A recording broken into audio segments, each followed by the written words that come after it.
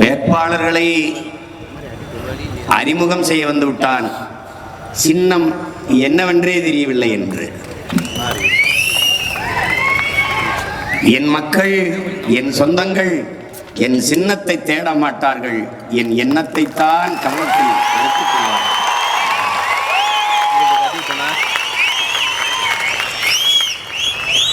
பணமில்லை, கவலை இல்லை. என் மக்களுக்கு தன்னலமற்று தூய உள்ளத்தோடு சேவை செய்ய வேண்டும் என்கிற மனம் அது போதுமானது. நாங்கள் வெறும் பதவிக்கானவர்கள் அல்ல, என் மக்களின் உதவிக்கானவர்கள். நாங்கள் பணத்திற்கானவர்கள் அல்ல, நாங்கள் பிறந்த பெருமை மிக்க தமிழர் என்கிற இனத்திற்கானவர்கள். நாங்கள் அரசியல் செய்ய வந்தது என் மக்களை வைத்து பிழைக்க அல்ல, என் மக்களுக்காக உழைக்க. களத்திலே நிற்பது கேடுகட்ட பணநாயகத்தை ஒழித்து மாண்புமிக்க ஜனநாயகத்தை காக்க.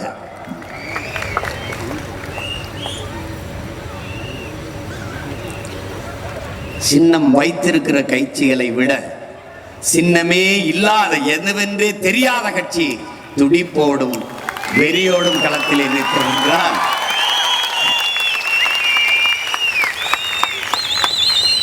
கவி பேரரசு வைரமுத்தவர்கள் சொல்வார்கள், இறைக்காக விரட்டுகிற விலங்கை விட உயிரை காக்க ஓடுகிற விலங்கின் வேகம் அதிகம் என்று.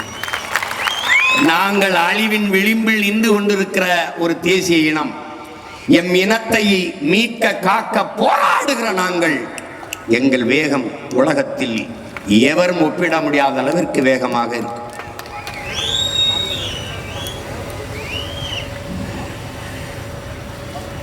முன்னந்தோன்றிய நிலத்தில் மூத்தவர் முகிழ்த்தவர் நம்முடைய தாத்தா பாவலர் ஏறு பெருஞ்சித்திரனார் அவர்கள். மூத்த தமிழ் மொழி குணர்வில் மூத்தவர்.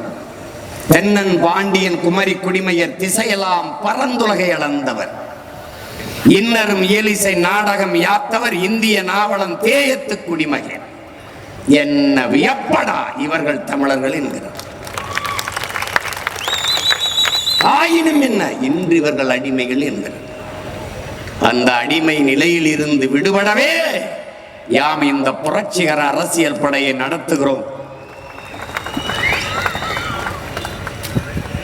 எங்கள் திருநாட்டில் எங்கள் நல்ல ஆட்சி பொங்கிடுக வாய்மை பொழிந்திடுக என்றே நீ செங்கதிர் சீர்க்கையால் பொன்னள்ளி பூசிய கங்குல் நிகர்த்த கருங்குயிலே குவாயோ என்று புரட்சி பாவலன் பாடுகிறார். அலை மாகடல் நிலம் வானில் உன் அணி மாளிகை ரதமே, அவை ஏறிடும் விதமே உன் அதிகாரம் நிறுவாய். கொலை வாளினை எடடா மிக குணமேவிய உயர் குணமேவிய தமிழா என்கிறார்.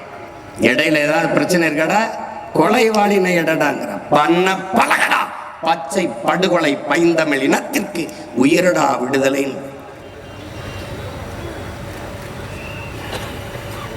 அன்பிற்குரிய தமிழ் சொந்தங்களே,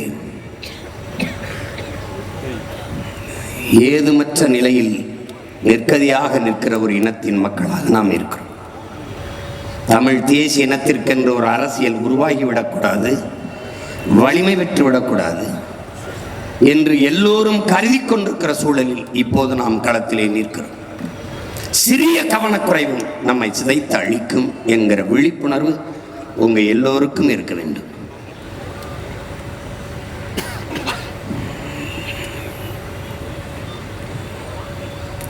அதை என் அன்பு தம்பி தங்கைகள் கவனத்தில் வைக்க வேண்டும்.